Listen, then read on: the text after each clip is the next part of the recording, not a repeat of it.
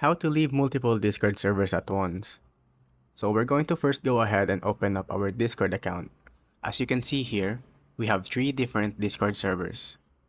Especially if you want to leave a Discord server, you need to click on that server. Then on mobile, at the top right, you're going to see these 3 dots. You'll want to click on that.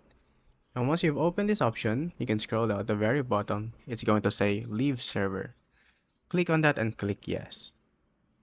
So there's no actual simple way of you to leave all the server at once. You're going to have to do this one by one.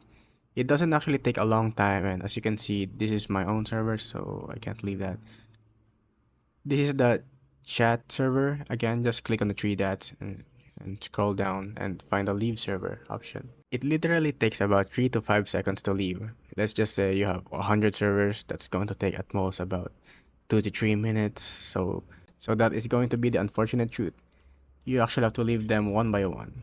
Again, it doesn't take a long time at all, so yeah.